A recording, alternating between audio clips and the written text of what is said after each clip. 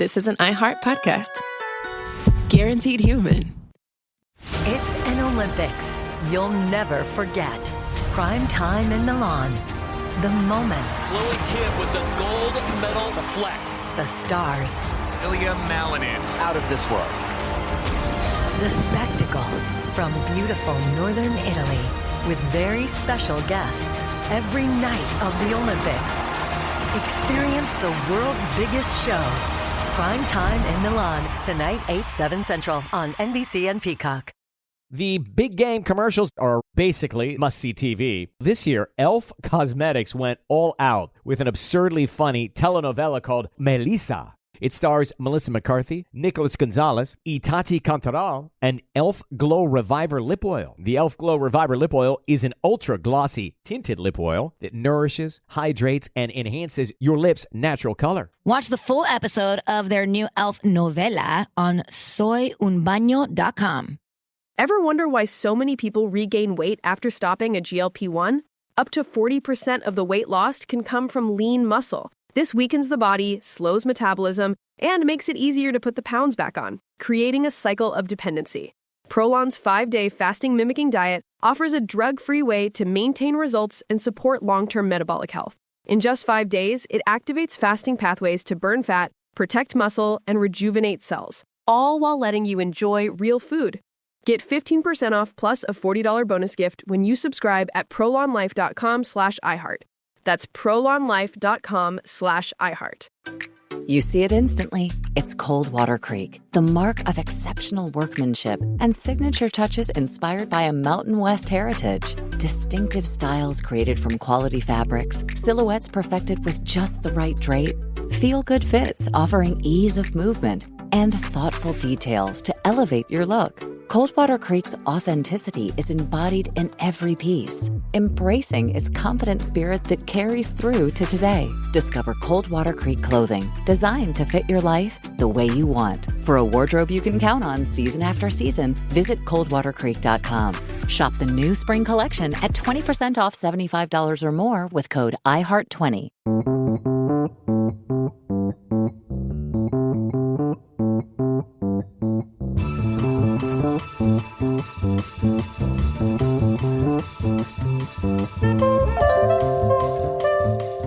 Welcome to One Thing Trump Did, available exclusively on the Middle podcast feed. I'm Jeremy Hobson, and each week on this show, we pick just one thing coming out of the Trump White House to focus on and break down in a nonpartisan way with someone who knows what they're talking about. And today, we're talking about the pardons and clemency that President Trump has granted in his second term. That includes around 1,500 people involved in the attack on the U.S. Capitol on January 6th. But also people like former Illinois Governor Rod Blagojevich, convicted of trying to sell Barack Obama's Senate seat. A couple of reality TV stars serving time for fraud and tax evasion, and the founder of the Silk Road dark web marketplace.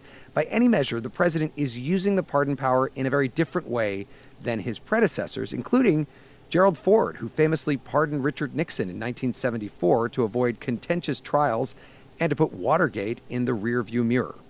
My conscience tells me clearly and certainly that I cannot prolong the bad dreams that continue to reopen a chapter that is closed. My conscience tells me that only I, as president, have the constitutional power to firmly shut and seal this book. My conscience tells me it is my duty not merely to proclaim domestic tranquility, but to use every means that I have to ensure it.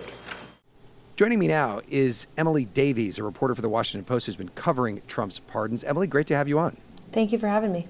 So we can't talk about every pardon or commutation, but let's talk about a few. Tell us about Paul Walzak and what his deal is. Paul Walzak is a Florida businessman who pleaded guilty to tax crimes, and the president pardoned him after his mother attended a $1 million dinner in support of President Trump. So that is one of, as you mentioned, many people who've received clemency recently. And were you able to connect the fact that the mother going to the dinner was the reason why Paul Walzak was given the pardon? Yeah, that's a great question and is sort of the central one. Like, can we prove causality that there was X favor done and now we see a presidential action as a result? I personally have not been able to prove that. And that sort of gets to another part of this whole reporting path, and that politics has always been in many ways a game of relationships. And so when does that cross a line? Mm-hmm. And would there have been anything illegal about it if it was really just like quid pro quo? The mother comes to the fundraiser and then Trump gives the pardon to the son? Yes. I mean, I want to say I'm not a lawyer and I cover the White House, not the Department of Justice, so I don't want to speak out of turn, but I can't imagine like a legal system that would love a quid pro quo like that. Right. What about Julie and Todd Chrisley? I must say I'm not a reality TV person. I don't really like watching those shows, but tell us about their situation. So they are, as you said, they're reality stars. I also am not familiar with them from TV, but know a lot of people are. And they were only a fraction through their prison sentences for tax evasion and defrauding banks when they received a pardon.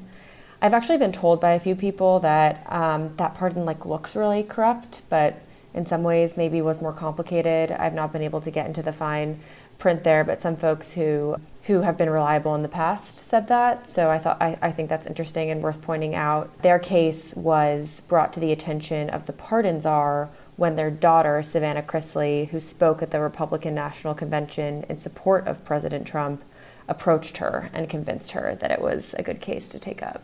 The pardon czar is Alice Johnson, who Trump actually pardoned in his first term and then named her to sort of help him decide who's going to get a pardon and who's not going to get a pardon, although he doesn't always take her advice, it sounds like. Alice Johnson is a really important person to understand when we're thinking about pardons and how they're operating right now. Essentially, the pardon process used to be funneled much more through the Department of Justice, and what the Trump administration has done is really consolidate its authority in the White House. And a lot of that authority is centered around Alice, who believes very much in clemency as somebody who has received a second chance herself, and has, opinions that I think often align with the president's, but sometimes don't. And she is widely respected, it seems, by a lot of criminal justice folks on both sides of the aisle. What about one more that you talk about in your reporting, and that's Scott Jenkins? So he is a former Virginia sheriff who was convicted of federal bribery and fraud charges. And his case was really brought to the Trump administration by Ed Martin, who is now in the Department of Justice, really operating in relation to Alice Johnson to get these pardons to the president's desk. So, what our reporting found is there's a number of ways to get the president's attention. Alice Johnson, from my reporting, seems like the most effective approach. Like, she has a high rate of people coming to her attention and getting the president's ear on them, but Ed Martin certainly is another figure with some influence. Then there are the people that we can't have this conversation without talking about, which is the 1,500 or so people who were charged and or convicted for what they did on January 6th, and they got a blanket pardon or clemency right on the beginning of the term. You can understand these pardons by looking at them both separately and together, but looking at them in categories is quite revealing and something that really helped me when I was trying to report on this and understand it. The January 6th pardons are pretty clearly politically motivated. I mean, I don't know how to talk around that. I mean, that feels very clear. The president feels very wronged by the justice system, as he says very openly, and I think in some ways these January 6th folks are an extension of that feeling for him. In that case, they wouldn't even need somebody to have some connection to Alice Johnson or a connection to him. He wanted to do that because he, it gets to his narrative that he won the 2020 election, which, of course, we know he did not. Right, and that the Justice Department has been corrupted and weaponized against people like him who have conservative beliefs, who think differently about the country. There are other examples of that, too. Like, there were a lot of pardons that flew a little more under the radar for folks convicted on charges to do with protesting abortion. And if you look closely at those people, some of them are Democrats. Some of them have actually been outspoken against President Trump. So it's not like you look through the list of every person pardoned and they're either connected to the president or Alice Johnson or Ed Martin. And I think that's important to say because a lot of the high-profile pardons are that way. But there is no question that there is a much more overt and clear connection often between people who have given money or loyalty to the president and his staff and have now received real life-changing benefits as a result. Well, and one Democrat that I mentioned right at the top is Rod Blagojevich, the former governor of Illinois, who got a pardon from the president and probably doesn't agree with him on most things politically. Right. I mean, I think that feeling of political persecution and the Justice Department being at fault for that really underlies a lot of this. So when you look at pardons overall, so far, it seems like a lot, but it's actually not the most of any president. There were a number of presidents a long time ago around World War II that were doing thousands of pardons. What is so unusual about what Trump is doing? Yeah, I mean, I actually, when I was really looking at the numbers of past presidents, was also, I mean, I was sort of surprised by that, by the way that I feel like folks are talking about his pardons right now. I mean, I love covering pardons and I love covering the Justice Department and its connection to the White House, in part because it's so revealing, because it's real individual people, and the choices there can be so reflective of a president's worldview and an administration's worldview. And I think here, President Trump's pardons really underscore that he does not care about perceptions of corruption. He does not care about almost like spreading the wealth equitably among people who get his ear. Like, he likes people who are loyal to him. He likes people who are not afraid to be loyal to him. He puts his trust in people like Alice Johnson and other folks who've really won him over to make decisions for him or with his consent. And I think just sort of the blowback that he's gotten for these pardons, and yet I've seen no hesitation at all, is very, indicative of the ways this president is different. And another important point on this is most other presidents do controversial pardons on their way out of the White House. Right.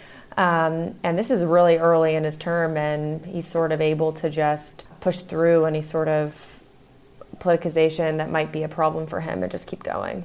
Well, and it also does something else that he clearly likes, and we can tell by the tariffs, which is it's something that he can do without anybody else. He doesn't need Congress.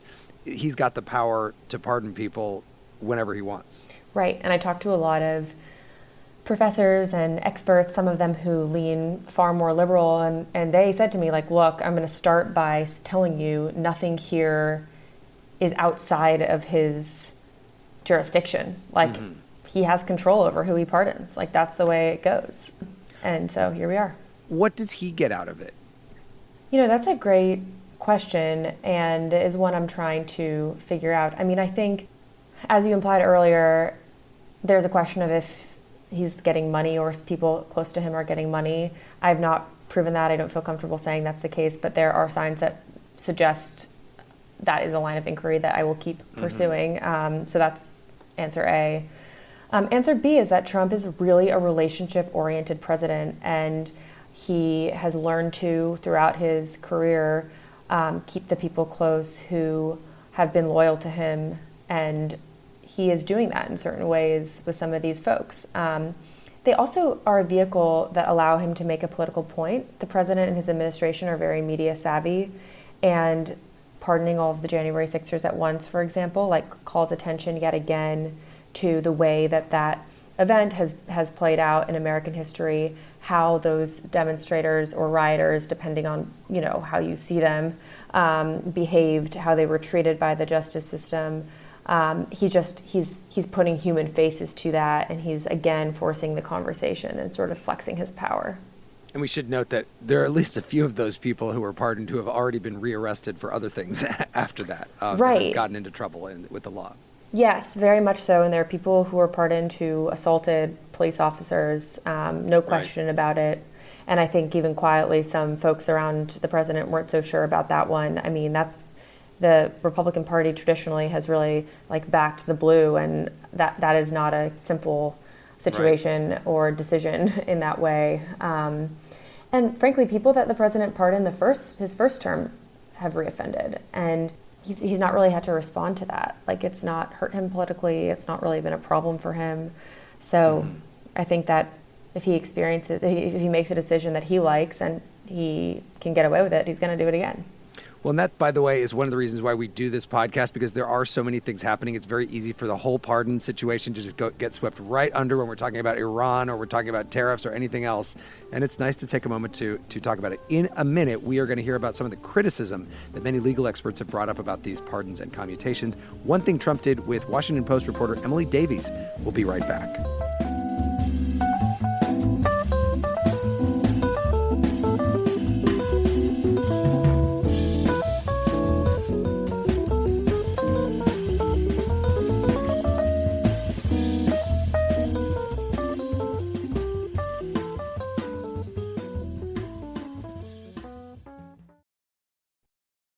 It's an Olympics you'll never forget.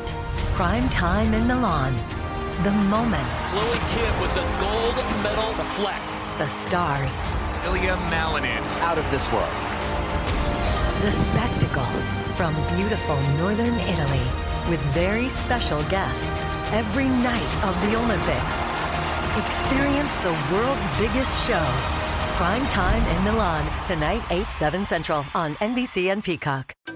You see it instantly. It's Cold Water Creek, the mark of exceptional workmanship and signature touches inspired by a Mountain West heritage. Distinctive styles created from quality fabrics, silhouettes perfected with just the right drape, feel-good fits offering ease of movement, and thoughtful details to elevate your look. Coldwater Creek's authenticity is embodied in every piece, embracing its confident spirit that carries through to today. Discover Coldwater Creek clothing, designed to fit your life the way you want. For a wardrobe you can count on season after season, visit coldwatercreek.com. Shop the new spring collection at 20% off $75 or more with code IHEART20. Welcome to the A Building. I'm Hans Charles. I'm Menelik Lumumba. It's 1969. Malcolm X and Martin Luther King Jr. had both been assassinated, and Black America was at a breaking point. Rioting and protests broke out on an unprecedented scale. In Atlanta, Georgia, at Martin's alma mater, Morehouse College, the students had their own protest. It featured two prominent figures in Black history, Martin Luther King Sr. and a young student, Samuel L. Jackson.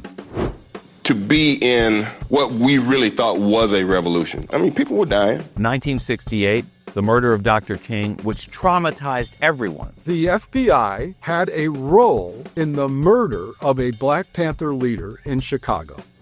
This story is about protest. It echoes in today's world far more than it should, and it will blow your mind.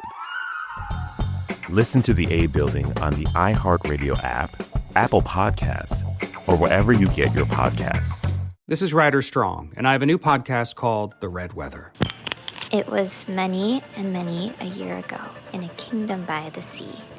In 1995, my neighbor, Anna Trainer, disappeared from a commune. It was hard to wrap your head around. It was nature and trees and praying and drugs.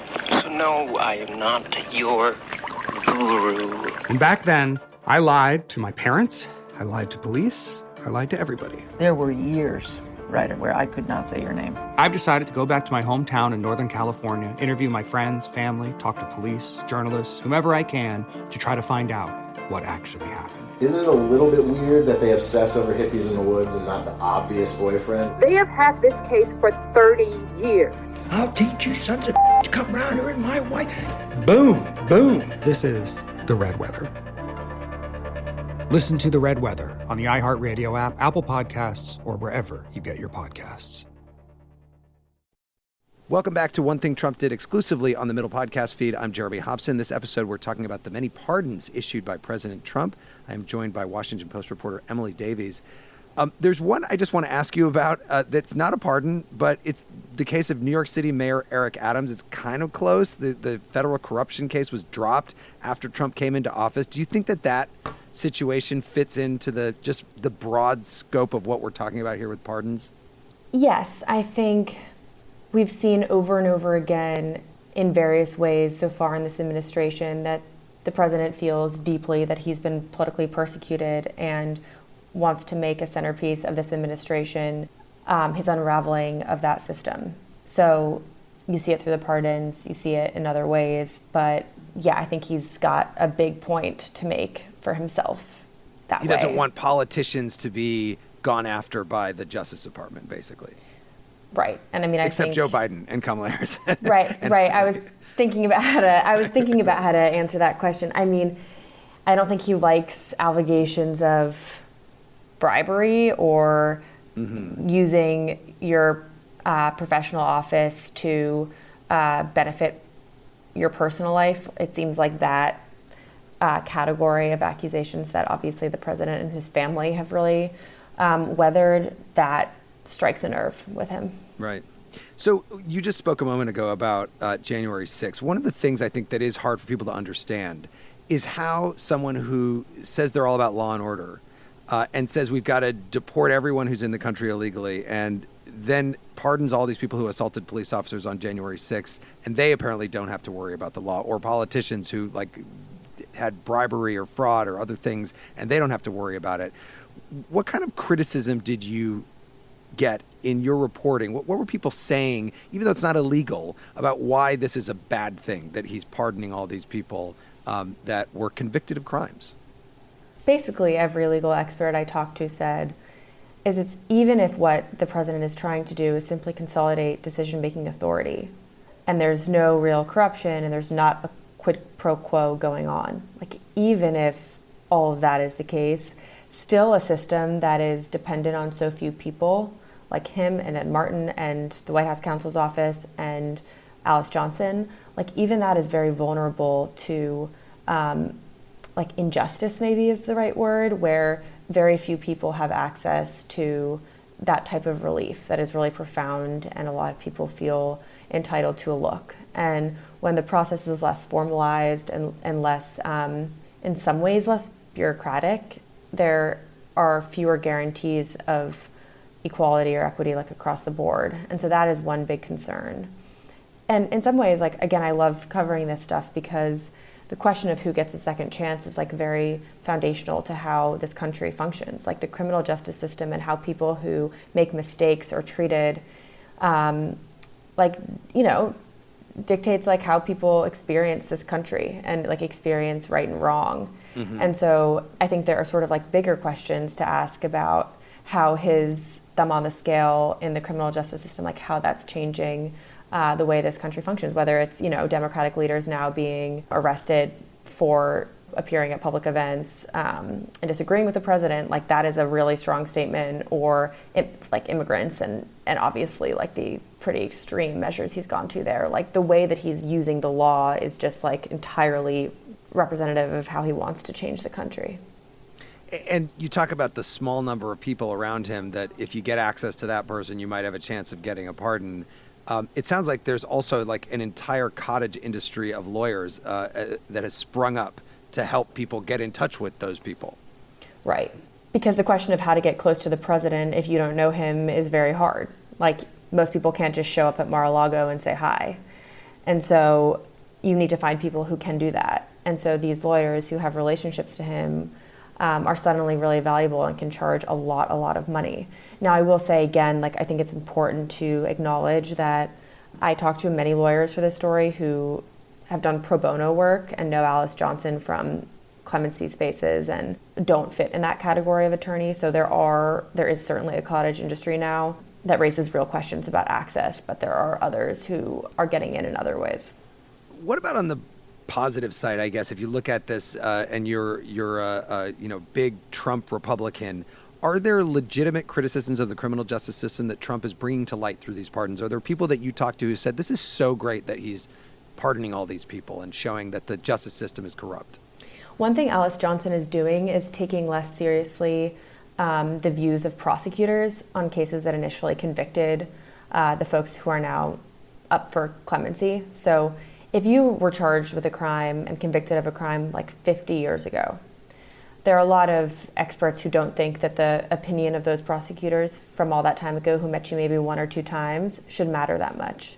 And Alice Johnson is one of those people. And so instead of really prioritizing those perspectives, as has been done traditionally, she's looking more toward prison staff who've really interacted a lot with the people who are eligible for a pardon and can give more direct insight. And that has been pretty universally lauded. So that's one example. I mean, I think there's legitimate criticism that the government is too slow and that these processes take too long. And part of what Trump has done is just move faster and broken down layers of bureaucracy by moving a lot of this process into the White House. Let me ask you one more thing, Emily, and that is, we talked about tariffs. There was a moment when Trump was issuing these blanket tariffs when even some Republicans were in favor of taking away his unilateral tariff power, which he's been using emergency measures to do. Has anyone suggested changing the president's pardon power? I have not heard that from inside the administration. Again, I think with the crush of news, this topic really can fly under the radar. I'm really interested in it. It's something I hope to keep returning to. So if anyone is listening, has any thoughts, please find me. I should be easy to find online. That is Emily Davies, who covers the White House for the Washington Post. Emily, thank you so much for joining us. Thank you for having me. And thanks to you for listening to One Thing Trump Did. It was produced by Harrison Patino. Our next middle episode will be in your podcast feed. Later this week, we'll be asking you whether or not you're worried about America's standing in the world. An all-star panel for that one. And if you like this podcast, please rate it wherever you get your podcasts and write a review. Our theme music was composed by Noah Haidu. I'm Jeremy Hobson. Talk to you soon.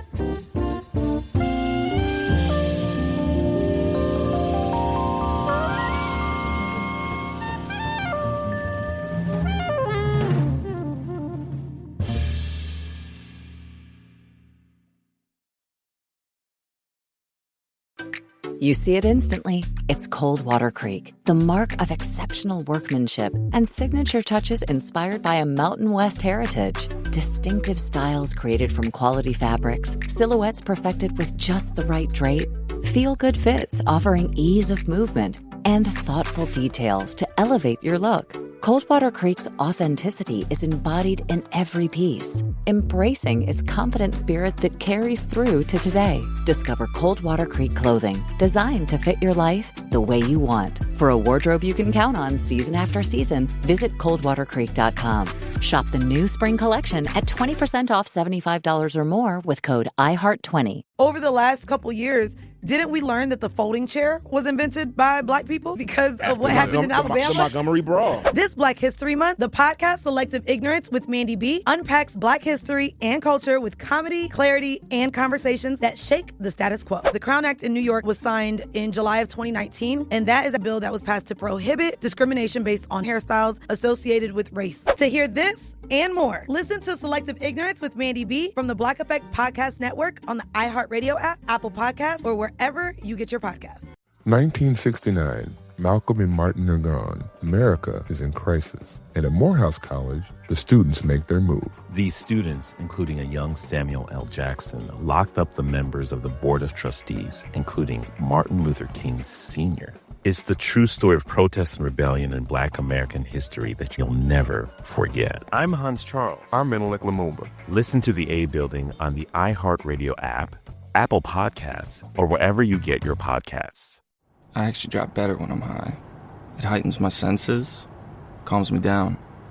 If anything, I'm more careful. Honestly, it just helps me focus. That's probably what the driver who killed a 4-year-old told himself. And now he's in prison. You see, no matter what you tell yourself, if you feel different, you drive different. So if you're high, just don't drive. Brought to you by NHTSA and the Ad Council. This is an iHeart podcast. Guaranteed Human.